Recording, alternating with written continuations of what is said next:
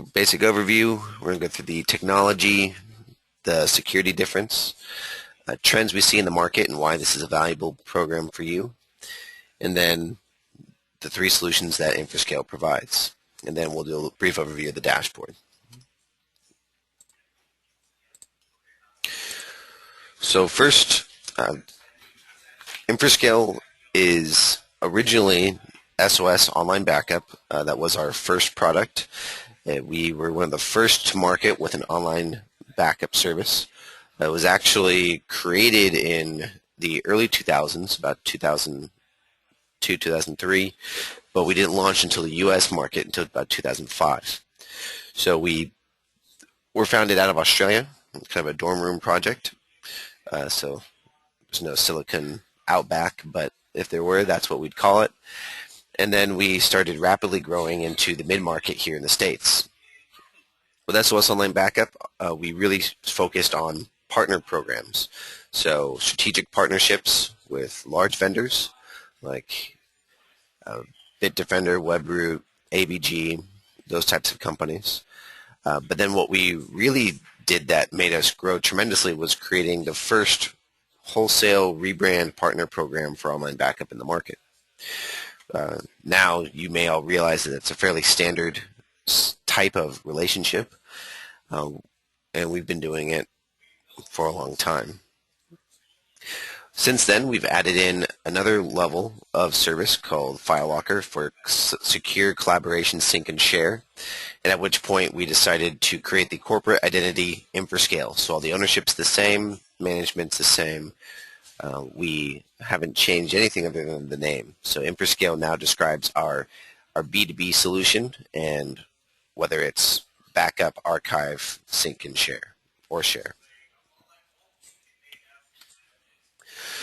So the platform, what do we do?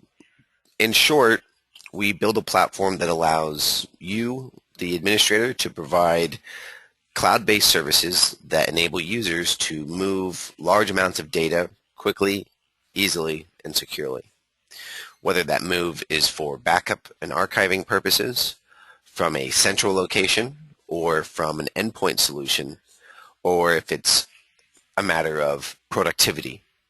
So the productivity in the top left, we have our FileLocker platform. This is for the end user. The end user interfaces with this system. It's a user-focused and user-driven system that allows the user to take advantage of these cloud services that they're familiar with in their consumer lives, like Google Drive, Box, Dropbox, etc., but gives the administrator or the business the governance and remote control and management that they need to ensure that they're protected from an IP standpoint.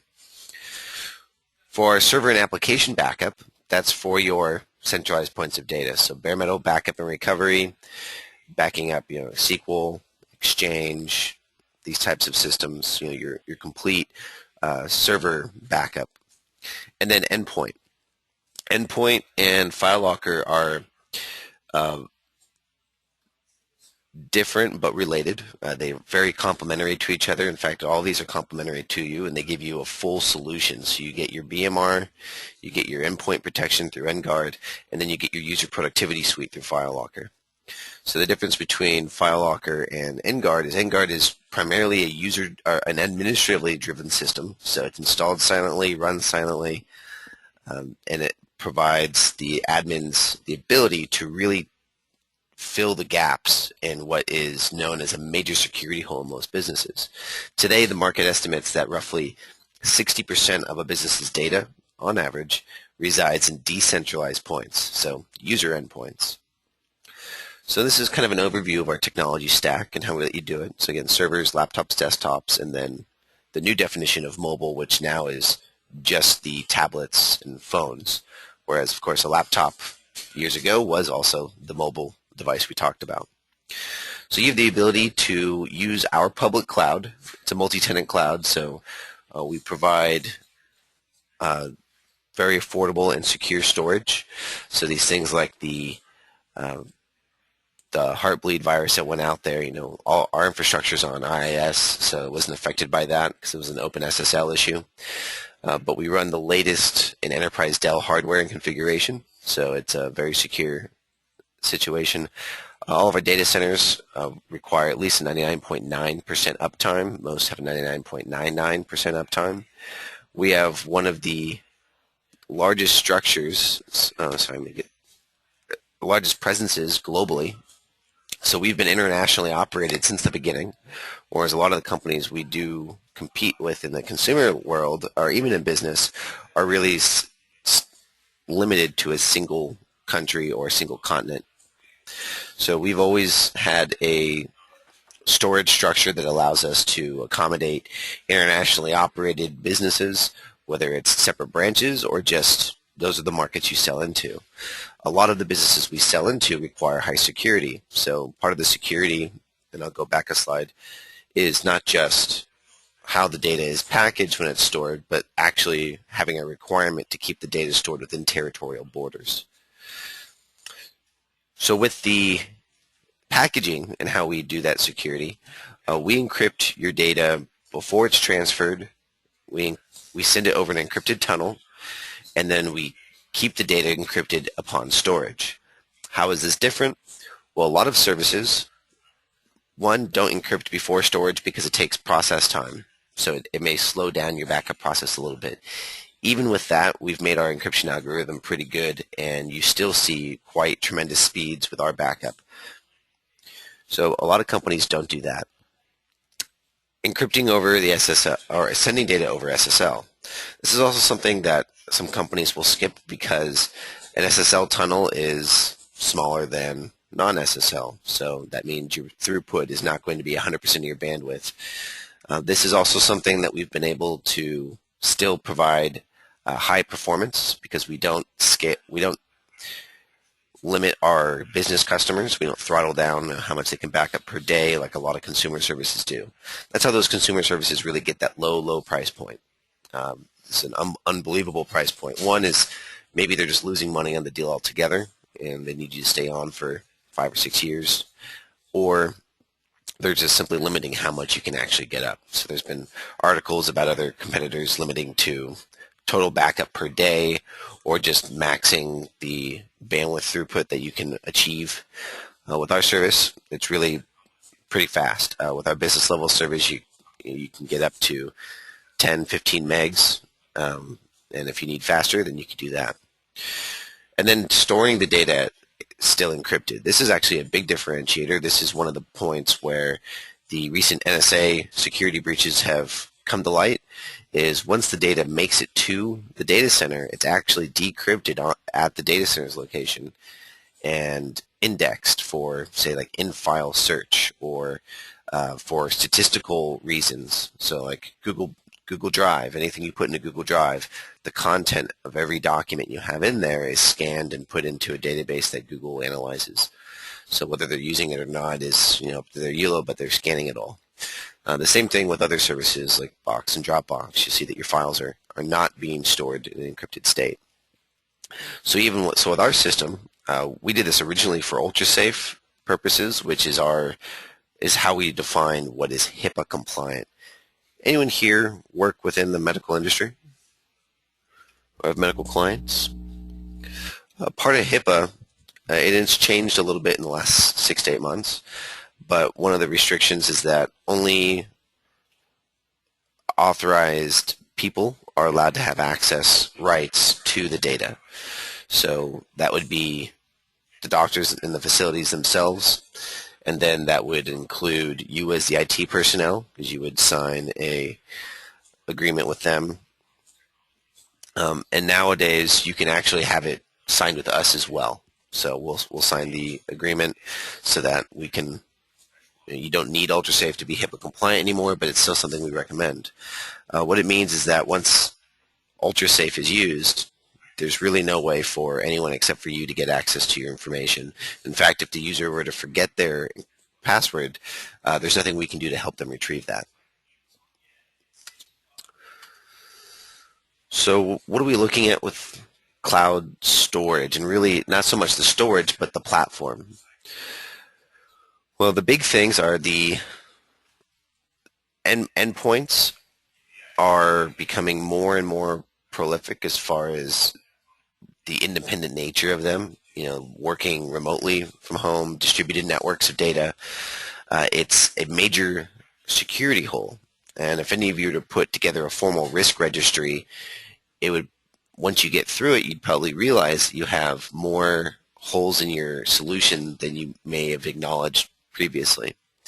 But the issue with the endpoint backup is that there was really not any way to have a scalable endpoint solution. So IT departments come up with a policy of, you guys, you have to log into the VPN and sync up your data, because if you lose it, there's nothing we can do for you if you don't sync to our central server, because we're only backing up the central point. So then you put all this risk at the end user, which is already your largest risk in any system is the user, right? So what you have to do is you have to create a usability situation where the user doesn't have to use anything. You don't have to rely on the user to do anything. You just need to set it up, make it run, manage it from our dashboard, and that's what we do with Endguard. So you have a silent deployment, automatic deployment across any number of devices. There's no need to export your Active Directory settings and expose that to the web, which is actually a requirement, believe it or not, for some of the leading providers in online backup today.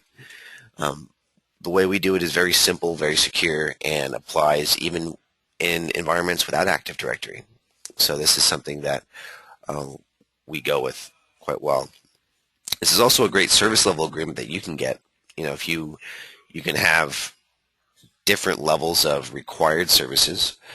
Typically with moving into a managed service agreement with a customer, the first thing to be required is your backup solution, right? Because there's no I told you so in backup.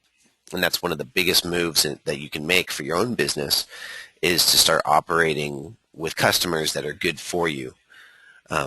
The customers that are good for you are the ones that are going to be high margin, that are going to let you be the specialist that you are. If you find yourself arguing the importance of services and then losing those arguments, one, no one wins, right? Because without managed services, you set yourself up for a negative relationship. So if there's no preventative care, you make money when the customer is losing money, right? Something breaks, something's down, you got to come in and fix it. So it's a negative relationship. With the managed service providing, you then become an asset to the business. You're productive. You keep their cost predictable.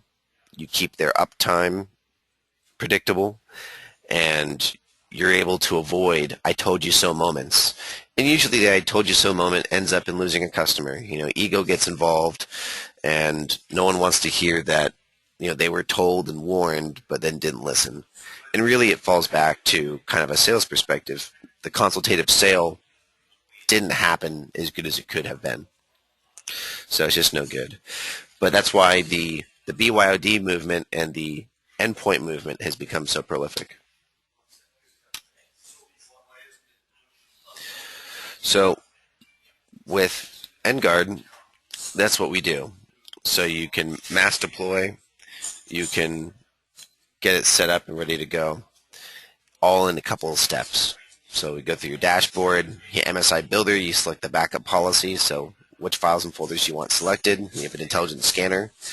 Then you can drop that as a group policy across your network, and it'll start backing up everything, and you immediately have access to view all those devices in your environment. So aside from endpoint, you still have to take advantage of the server backup, your centralized points. So these are your critical systems. So you get your bare metal backup and recovery set, so you get a LAR restore time objective, which is your time to get up and running. You can have these images set up and boot them back up in a VM environment. How many of you are using virtual environments today? And if you are, is it something that's regular, you're just starting out to do? Or is it all you do? Is everything you run on VMs? That'd be terrific to hear. But basically, we give you a centralized point to manage everything. Your sync, share, productivity suite, your server suite, and your endpoint. And that's where your dashboard comes into play. So here you can see your sales opportunities as far as accounts and what usage they're at. You can see what you need to pay attention to from a support standpoint. And you can have these warnings and alerts from our system put right into your ticketing system, so that if you needed to have a ticket created for each warning, you could do that, and then it'll send the appropriate information so you and or your staff could address that. We also write to Windows event logs, so if you're using any type of RMM system, you could always just monitor the event logs and get the reports directly from that as well. Really up to you. Again, we make it flexible so that this is not just a program that gives you a good service, but also a program that makes your business easier and simpler to operate. This is a view of the NGuard summary. So NGuard is a function that is licensed at a device level, and it gives you more advanced remote control and functionality, things like remote wipe, remote run, remote browse file structure, remote install, things of these natures. So this is for the true management layer of your service that you're providing, and this is a tool to enable you to get that management in place. So if you need to pull logs from a customer, you can do that straight from the dashboard. You don't have to set up a remote session and figure that out. It makes it very easy to manage. It also gives you great information as far as statistical evidence of how things are running. Is it running on time? Give people a sense of comfort when it comes to the fact that their backups are running on a regular basis.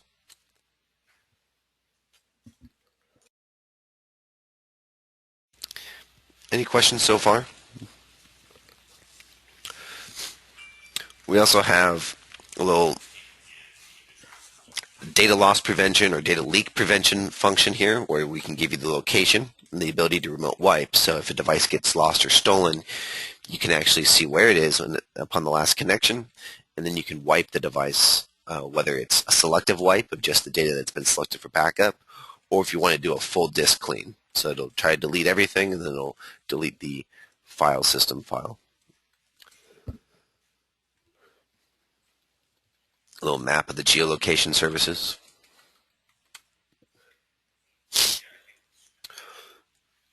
Then again, building on an MSI, we make it very easy. You build an MSI, then you put it in a group policy object and deploy it across your network. When the user logs back into their machine and the software has been installed, an account will automatically be created. It'll do this all silently based on the template that you've provided. So you can actually use the variable's username as in the Windows username. That way it's a human readable username that's automatically generated, not some serial key that you can't have any reference to. And this is a really nice, easy system. In fact, it's the simplest mass deployment method that we've found on the market today.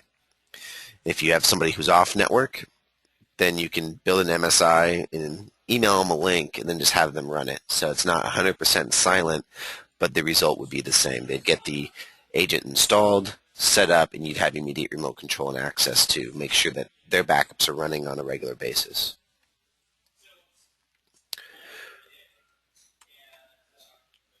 A good question. What if it's completely silent? What about giving users access? Good point. So if you want to do that, you can. So when you have NGuard enabled, what it does is it allows you to provide the user credentials to the end user, and they can log into the backup software or the online portal so that they can recover or share data from their backup account. Now what this also does is it prevents them from accidentally deleting data. So one of the things that's always been a concern is if you let users have access to the backup account, it's dangerous. What if they maliciously go in and delete things? Or what if they accidentally go in and delete things? And you need to keep that data. Well, the end user doesn't have access to that, and the administrator does. So the administrator can actually go into the client software, and you use your administrative credentials, type in the username you want to get access to, and then you can browse through the backup set. You can do a recovery, or you can remove data from the cloud. So we've made that very possible. Got a question here about updating. Yes, from the dashboard you can go to your devices list and you can select update device one by one, and then here in the next couple weeks you'll be able to remote update all devices that are currently active.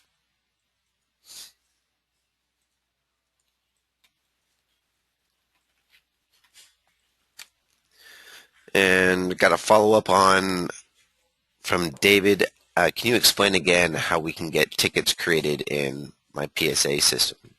Say we use Zendesk. Well, that's terrific. We actually use Zendesk as well. Ticketing systems almost universally have an email address that will automatically create a ticket when emails are sent to it. So there's different names for what this address is. It's an active email, support active email, well, whatever it may be. But in our monitoring settings, you can have per event emails sent to this email address that will create tickets in your system every time there's a warning or an error. Errors and warnings, there's a follow-up question already. Errors and warnings, what are they? Do they tell you if nothing happened? Yes. So we have two flavors of error and warning events. One is an actual report directly from the client, and the other one is more of a passive, technically artificial warning or event. So what do I mean by artificial? Well, it's not actually coming from the client software itself. Well, let's say the client just isn't running. Whatever maybe the user stopped a process or something happened where it's just not running. Then we artificially create an event saying, hey, we have not heard anything from this device in 3 days, and you get a warning. And if more than a week goes by, then you get an error saying, we haven't backed up this device in over a week. The other parts of it will give you warnings if a file completed but certain files weren't backed up, or if the backup was running and it checks in every 15 minutes, and if more than 45 minutes goes by and the backup hasn't checked in, it'll give you a warning and saying, hey, I think we lost connection. And then if 2 hours goes by, then you'll get an error saying we've lost connection. So you do have historical backup options as well as real-time monitoring events. When you hit run backup from your dashboard, you can go to your monitoring section, and within a couple of minutes it'll register a new event. So this is what the agent looks like. For the rebranding settings, you can rebrand the icon at the top left where it says Test SG. That's the product name. You can change that.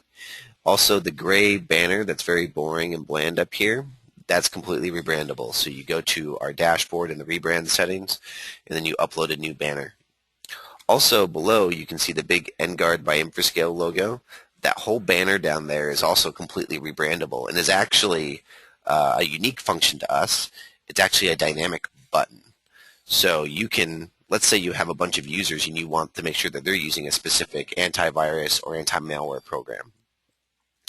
So you can set the application to search for a specific registry key, and if it's found, show one message. Maybe it's just more branding for your company and links to your website. If it's not found, you could show a big warning event and actually link it to download the application you want them to have installed. So the use case that we kind of built that for was for specifically for antivirus or anti-malware for those off-site endpoints. But this is something that you can do as well. Also, I mentioned on the unlimited versioning of the program, that's where we have this calendar view. We never automatically purge data from your backup set. So we do have different retention policies that you can set as you're running backups. But for the most part, we're going to keep every version of every file you've ever backed up. So for my account, I can go back 5.5 years to when I first started here, and I can still see what my backup set looked like from that point. And that's at no additional cost of storage. We only charge for the latest version of the backups.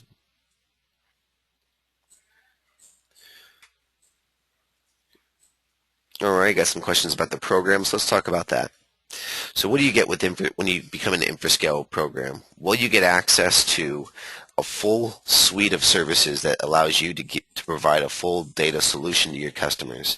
So again, data security and protection, both from a centralized point and a decentralized point. Get those endpoints. The BYOD movement is here. It's there.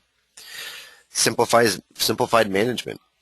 A lot of services may make you go to third parties to just manage accounts, or to use naming conventions that let you know the relationships between accounts and the companies you have. Our dashboard is multi-tiered. We support distributors, resellers, and direct business customers. So there's 4 different role types in our dashboard. The distributor sells to MSPs or resellers. The reseller is the one actually selling to the businesses, and then the user accounts are the actual accounts that you would be logging into the backup system with. So each level has different access points, but it's all there for you. So if you're selling fully managed services, awesome, you can do that. If you're just selling into businesses with their own IT staff, you can provide the IT staff with their own, what we call the company admin login, so that they can manage it themselves. But so you still have visibility into the activity, so you know when there's a good upsell time or if there's a good warning period. So that's how we simplify the management aspect of things. And then, of course, with the sync, share, and collaboration platform, we're now, again, making you that productive asset to the company by giving a productivity suite to your customers, not just an insurance policy. So keep the backup kind of behind the scenes, administratively driven, but then FileLocker is a user-driven productive suite.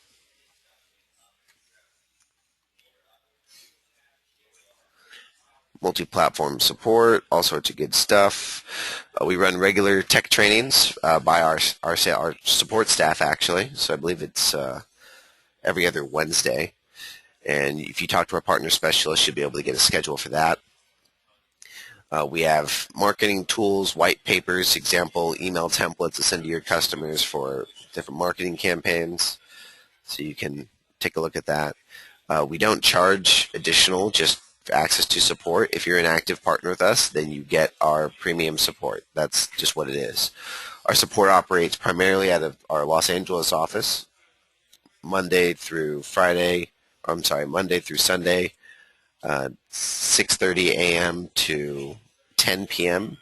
So it's pretty much round the clock. We do have staff that do run the later hours as well.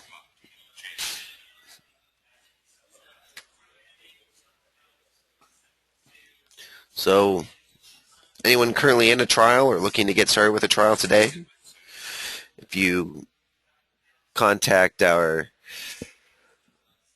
partner specialist, they'll be able to set you up and get you ready and maybe get a scheduled training together, or maybe just a walkthrough with some more staff from your company. Do we have any questions?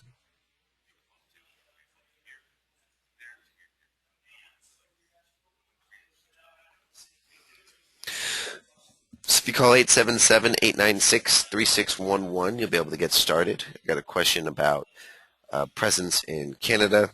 It's very important that we keep all data in Canada. Is that possible? Yes. If you have a country-specific requirement for where the data is stored, just let our partner specialists know, and they'll make sure that when you're set up, that we'll direct all customers created under you to the Canadian data center. Not a problem.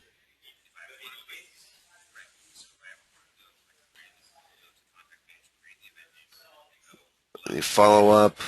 How long does it take to get a trial set up and going?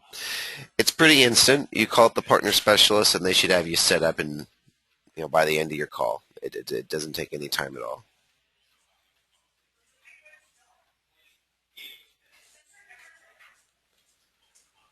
All right, I think that pretty much sums it up for us today. I want to thank you all for your time, and thank you all for attending, and we look forward to having you in the program.